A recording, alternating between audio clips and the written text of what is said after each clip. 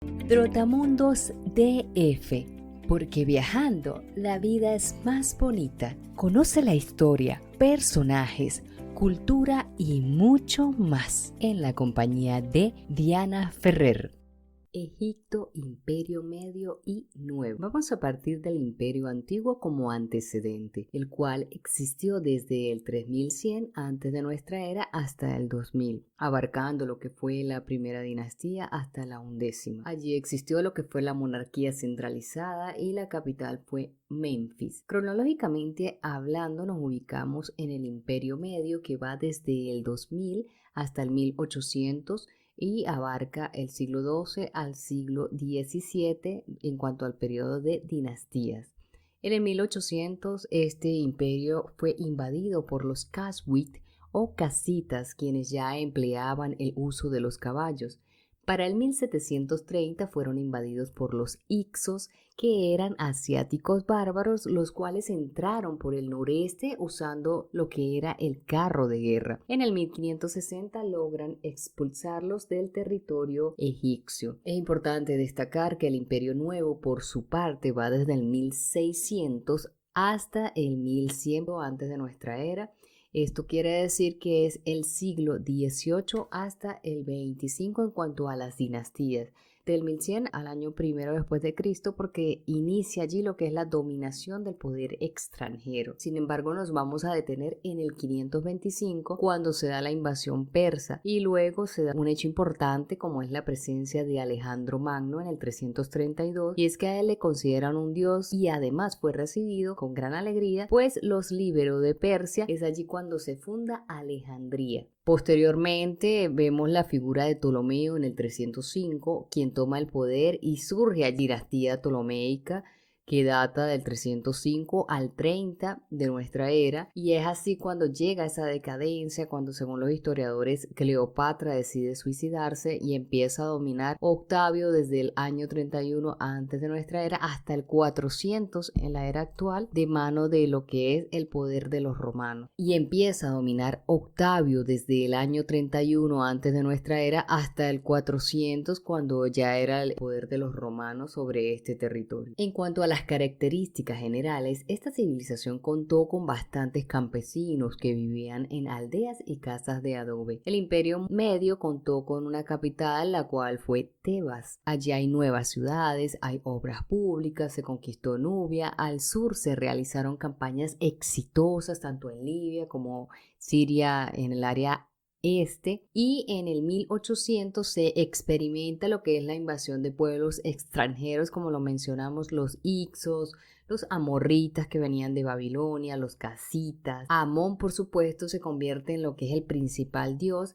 El faraón pasa a ser ahora el hijo de Ra, y la inmortalidad dejó de ser un privilegio de los nobles. Se destaca lo que es el culto a Osiris. Menhotep, por su parte, se convierte en el rey de todo Egipto. Luego del proceso de fragmentación se da el problema de restablecer el orden político, y es que creció la ciudad. Amón, que era el dios de la fertilidad, toma su lugar, se restaura la administración central, se crea un ejército permanente con el fin de garantizar la seguridad de las fronteras y de las vías comerciales. Entonces se mantuvo este principio hereditario, que además prohibía tomar posesión del cargo de monarca sin la autorización debida por parte del faraón, muy similar a la del periodo antiguo, y además se experimenta lo que es la invasión, que genera un proceso de decadencia, así como también se aprecia, según los historiadores, un gobierno de faraones débiles, usurpaciones y rivalidades en el reino. Los Hicsos eran invasores. Ellos tenían superioridad militar, tenían rapidez, capacidad de ruptura, carros de guerra, que además fueron empleados por los propios egipcios para poder liberarse de este grupo de invasores. Vamos a detenernos en lo que es el Imperio Nuevo cuando se da la conquista de Libia y Siria. Nace entonces la clase militar, se dan importaciones de oro, madera, aceite, ganado y plomo. Surge de modo fuerte la esclavitud y la división del cargo de visir. Hay un templo dedicado a Amón como figura principal. Surge el mandato de Tumosis III en el 1570 hasta el 1545. Esta es considerada por los historiadores una época de esplendor, es la más grande para los conquistadores y es así entonces como llegan los hurritas. Amenhotep en el 1545 viene a ejercer el dominio sobre los nubios, libios y cananeos. En cuanto a Tumosis IV, o también considerado o llamado como Ennatón, que va del 1380 al 1362, es quien plantea una nueva religión, establece el culto a Atón y consulta del oráculo. Entonces se da allí una oposición entre la realeza y el sacerdocio. En cuanto a Ramsés II, que va del 1290, él es quien se encarga de detener el avance de los hititas y por supuesto también afronta lo que es que los micénicos ocuparan la ciudad de Creta. Ramsés III se va a destacar porque es con el que termina la época de los grandes faraones y es cuando Egipto pierde gran parte de sus provincias. Ya para el 1100 vemos que los pueblos extranjeros, tanto los asirios como persas y griegos, se encargan de conquistar a Egipto y ya para el año 31 es cuando logra ser tomada de mano de Roma. Toma auge entonces la carrera administrativa, la escuela de los escribas, las cuales eran asociadas con el alto prestigio y se restaura el culto al dios Amón. Los precios del trigo aumentan, surgen los famosos ladrones de tumba, soldados sublevados de tanto dominio por lo que era el poder de este grupo egipcio y se da lo que es la heredabilidad de profesión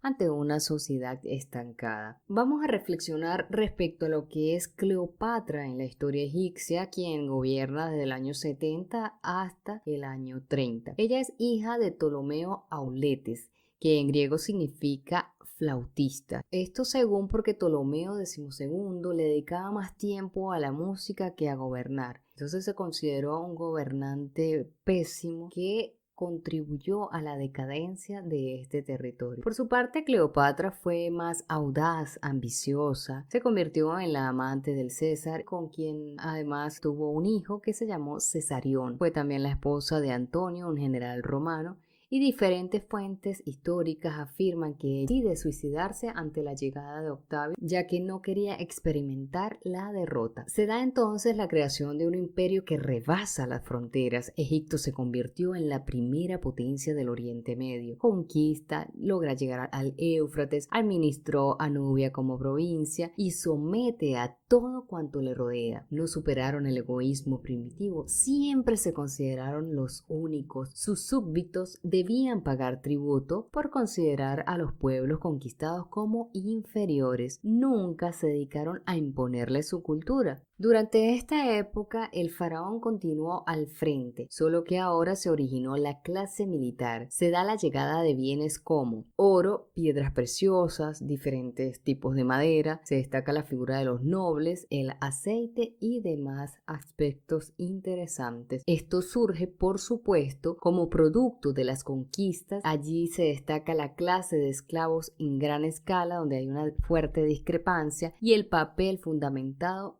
por la figura del visir. Posteriormente se da una situación de tensión y es que Egipto debe hacer frente al levantamiento de los pueblos asiáticos, específicamente el imperio hitita. Posteriormente se da una situación de tensión y es que Egipto debe hacer frente al levantamiento de los pueblos asiáticos. El imperio hitita se aprecia la irrupción de los pueblos del mar, es decir, etruscos, sicilianos, sardos, entre otros. Ellos vienen empujados por otros pueblos que atacan Egipto, así como también los libios venían o se acercaban por el área del delta. Se dan entonces problemas en el interior, ya que gente ajena a la sangre real ocupan el trono. Es cuando Hannerek, general, decide subir al trono y posteriormente se da la muerte de Ennatón. Se restaura el culto al dios Amón y los templos vuelven a gozar de esa riqueza y de gran número de hombres que se habían perdido producto de lo que fue la guerra y lucha por el territorio. Es entonces cuando aumentan los precios del trigo, se aprecia la sublevación por parte de los soldados, pues existía ausencia de pagos El hambre se enseñorea de estas regiones y todo ello como resultado de los grandes gastos exigidos, como lo dijimos, por la guerra y el ejército. Se sustituye el bronce por el hierro, el cual venía del exterior, y se da lo que es la corrupción de un modo bárbaro de los funcionarios. Ocurre entonces la primera huelga histórica documentada realizada por los trabajadores de la construcción de los templos funerarios. Se da entonces una gran división de poderes políticos y el reino ya no pertenece al faraón. El sacerdote entonces era quien interpretaba a Dios. Se da pluralidad de poderes en todo el territorio y aunque lucharon ya en el 525, como se mencionó, se da ese inevitable dominio por parte de los pueblos persas al pueblo egipcio. Esto desencadenó debilidad, decadencia, tristeza, porque fue una conquista tras conquista, un pueblo tras el otro de modo sucesivo. Vale destacar la figura de Manetón en el 241, quien era sacerdote, conocedor de jeroglifos y además un gran inspirador y registrador de lo que fue la historia de Egipto. Asimismo, debemos destacar el hallazgo de la piedra de Rosetta. Esta fue construida en el 196 antes de nuestra era. Los jeroglifos demóticos griegos, entre otros. Pero esta piedra viene a ser hallada hasta el año 1799 cerca de Alejandría y además es descifrada ya en el año 1822, por supuesto, de nuestra era, y esto fue ejercido de manos de Champollion. Vamos ahora a conocer lo que fue el aspecto social en estos imperios o en esta data histórica. Y es que allí existió el palacio. Según el trabajo era la compensación. Existía, por supuesto, una sociedad altamente jerarquizada. Se destacó la figura del rey, la familia, los sacerdotes, los visir y los escriba. Por su parte, los hijos de nadie eran sencillamente los soldados, artesanos, campesinos, esclavos que aparecen tanto en el Imperio Nuevo y se dedican a trabajar en lo que es la minería y las canteras. Asimismo, era obligatoria la prestación de trabajo en el ejército de trabajadores. En cuanto a la religión, vemos que el faraón era un dios, es decir, era Ra, el dios sol. Osiris, por su parte, representaba el dios de la fertilidad, Horus, el dios del tiempo, Isis era la diosa de la luna. También se destaca Atón, Set, que era el dios del desierto, Hathor, la diosa de la paz, Nut, diosa del cielo, Sobek, dios de las cataratas. Se practicaba la momificación y creían en la vida después de la muerte. En cuanto a la economía, la agricultura se basó en el cultivo de cebada, trigo, legumbres y frutas. Canales de regadío se extendían por el territorio. Se desarrolló lo que fue la ganadería. Existían ovejas, cerdos, cabras, bueyes y gansos. Tenían agentes de producción para el agua, el trabajo del hombre, buey y asno. El caballo fue traído, como lo mencionamos, por los casitas durante el conflicto o la guerra y su finalidad era el uso militar. El camello fue empleado ya para el periodo helenístico y se aplicó lo que era el pago mediante trueque, sueldos en especie, anillos de cobre, barras de cobre, masas de oro y plata. Las tierras del faraón, aunque permitían la propiedad privada, siempre permanecían o pertenecían a este poder principal. Existió también lo que fue el palacio, los talleres y los almacenes. En cuanto al aspecto político, tenemos que destacar que existió el rey, que era el faraón, era el sol, el centro, era quien daba decretos, dependiendo de la situación que se presentara. Entonces allí apreciamos lo que es la burocracia, también la figura del sumo sacerdote, quien elegía además a los otros sacerdotes. Un aspecto muy importante es la figura del visir, es decir, un mayordomo o consejero quien ejercía la administración. Manejaba además los departamentos del tesoro y agricultura. También estaba a cargo de la justicia y del papel que ejercían los escribas durante estos periodos históricos en lo que fue Egipto. Existió también la figura de jefes de servicios y funcionarios. En cuanto al arte, se aprecia lo que fue el desarrollo de esculturas de piedra con significado netamente religioso. Estas eran rígidas, representaban a los faraones, tenían también estatuillas de barro, pinturas sobre las paredes de tumbas, templos, y es importante destacar el empleo de colores vivos y además el uso de lo que eran los ojos de frente. Siempre en esta figura se aprecia una particularidad en la forma de los ojos. Vamos a finalizar conociendo lo que son los aportes más destacables de esta civilización antigua, y es que en el año 3000 se da lo que es la escritura jeroglífica netamente de esta civilización. Además dejaron de aporte el calendario social y civil, que está conformado por 365 días y fue adoptado por César, Roma, los cristianos hasta la actualidad. Esto además fue impuesto, por así decirlo, por Gregorio XIII mediante su mandato, y también dejaron como aporte lo que es el lino y el papiro.